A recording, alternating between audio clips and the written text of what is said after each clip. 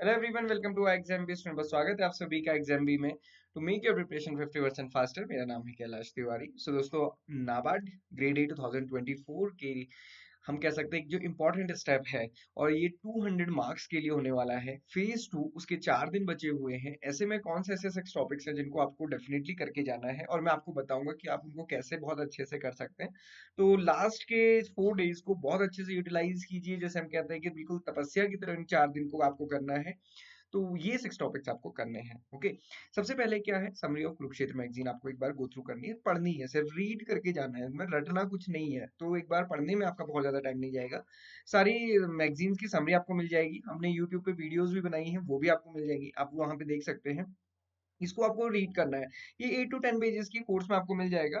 सबसे इंपॉर्टेंट इसमें ये है, इससे आपको हेल्प क्या होगी, फेज 2 में आपको कंटेक्स्ट बनाने में इजी होगा। कंटेक्स्ट क्या होता है, कोई भी डिस्क्रिप्टिव क्वेश्चन आया है, अब डिस्क्रिप्टिव क्वेश्चन के स्टार्टिंग में क्या लिखा है, एंड कैसे करें, तो ये बहुत एक अच्छा कंटेक्स्ट आपको कुरुक्षेत्र मैगजीन से मिलता है। इसलिए एक बार पढ़ के जरूर जाना।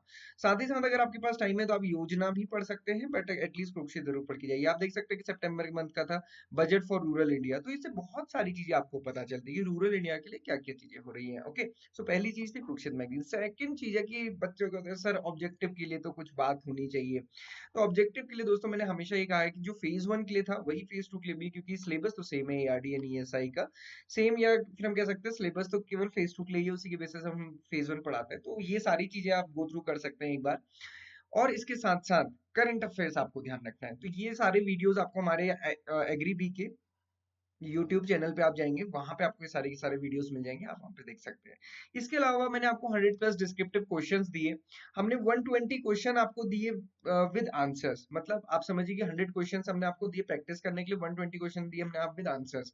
तो ये स्पेशल कंपाइलेशन मैंने आपको दिया था 50 क्वेश्चन एआरडी का और सिमिलरली 50 क्वेश्चन ईएसआई का, दोनों मैंने आपको दिए हैं। और इनके साथ साथ मैंने आपको विद आंसर्स भी आपको प्रोवाइड किया। तो वो पीडीएफ अभी भी मैं इसमें डिस्क्रिप्शन बॉक्स में लगा दूंगा, आप उनको जरूर गो थ्रू कीजिएगा, एक बार रीड करके तो जरूर जाइएगा।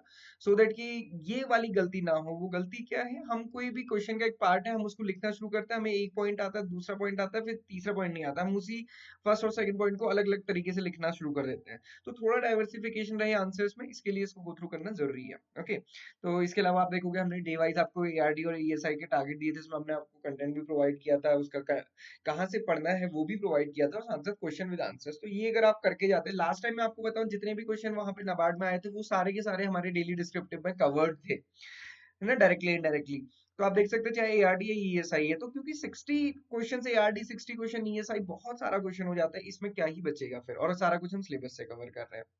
फोर्थ पार्ट है एआरडी स्कीम्स और करंट अफेयर्स को जरूर करके जाना है। मैंने हमेशा बताया था कि प्रधानमंत्री मत्स्य संपदा योजना तो हमेशा इंपॉर्टेंट रहती ही है। अब उसमें क्या है, सबसे बड़ी बात है, आपको किसी भी स्कीम के ऑब्जेक्टिव बहुत क्लियर होने चाहिए। और ऑब्जेक्टिव सिर्फ एक नहीं होना चाहिए। मैं प्रधानमंत्री मत्स्य संपदा योजना या फिर प्रधानमंत्री फसल बीमा योजना में देखता हूँ बच्चे लिखते हैं सिर्फ एक। एक थोड़ी ऑब्जेक्टिव होता है, उसके 4-5 ऑब्जेक्टिव होते हैं, देन उसके कुछ सेलिएंट फीचर्स होते हैं, तो वो सारा कुछ मेंशन करना है। करंट अफेयर लास्ट 3 मंथ्स का जरूर करिए, जुलाई, अगस्त और सितंबर का, ये तो आपको करना ही करना है। मैंने आपके लिए कल ही ये वीडियो बनाया था एग्रीकल्चर करंट अफेयर्स का सितंबर मंथ का, उसको जरूर आप गो थ्रू कीजिए, आपको बहुत उससे हेल्प होने वाली है। इसके अलावा लास्ट टाइम पे क्या पढ़ना है, एआरडी का सिलेबस और ईएसआई का सिलेबस पूरा कवर करने के लिए जो हमने समरी मॉड्यूल्स आपको प्रोवाइड किए हैं, ये आपको गो थ्रू करना है। हमने इसमें टॉपिक वाइज सारे के सारे चीजें जितनी भी सिलेबस में दी हैं वो कवर की हुई है, एआरडी में भी ईएसआई में भी, तो इसको आपको कवर करना है। ये फिफ्थ पार्ट है। लास्ट सिक्स्थ क्या है, डिस्क्रिप्टिव मॉक टेस्ट। दोस्तों कुछ क्वेश्चंस को लिख के जरूर देखें, उससे क्या हेल्प मिलेगी, टाइम मैनेजमेंट, है ना। Time management is most important. आप कहेंगे तो मैं एक सेपरेट वीडियो आपके लिए टाइम मैनेजमेंट की बना दूंगा, बट मैं आपको समरी बता देता हूँ। 15 क्वेश्चन का जो 15 मार्क्स का क्वेश्चन आता है उसमें 600 वर्ड्स मैक्सिमम लिखने होते हैं, 2 क्वेश्चन होते हैं। सिमिलरली 10 मार्क्स का क्वेश्चन होता है, इसमें मैक्सिमम 400 वर्ड लिखने होते हैं। अब आप देखिए ये 2000 वर्ड्स आपको लिखने हैं टोटल 90 मिनट्स में, तो ऐसे में आपको इसको डिवाइड करना सही रहता है। आप ये करिए 25 मिनट्स आप इसमें लगाएंगे, 25 मिनट्स इसमें लगाएंगे, कितने हो गए, 50 मिनट्स हो गए। 15 मिनट इसमें लगाएंगे, 15 मिनट इसमें लगाएंगे, तो फिर भी आपके पास 10 मिनट्स बच जाएंगे। उसको आप 20-20 भी कर सकते हैं या इसको 20-20 भी कर सकते हैं, आप देख लीजिए अपने हिसाब से।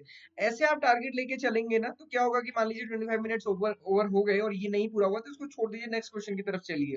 छूटना नहीं चाहिए कोई क्वेश्चन, ये थोड़ा सा ध्यान रखना है। ओके, तो ये टाइम मैनेजमेंट है और डिस्क्रिप्टिव इंग्लिश के लिए तो बहुत टाइम आपके पास रहता है, तो ये जरूर करिएगा, ये बहुत इंपॉर्टेंट है और आप सभी बहुत अच्छे से प्रिपरेशन कर रहे हैं, बस उसको कंटिन्यू रखना है। डिस्क्रिप्टिव मॉक टेस्ट जितने आप दे सकते हैं आप दे दीजिए, हम आपको चेक करके फीडबैक उसका जरूर प्रोवाइड करेंगे। So this is all for today, बहुत अच्छे से प्रिपेयर कीजिए, आपको मॉक टेस्ट हमारी वेबसाइट पे मिल जाएंगे examb.com। So this is all for today, thank you everyone for watching this video and have a great day.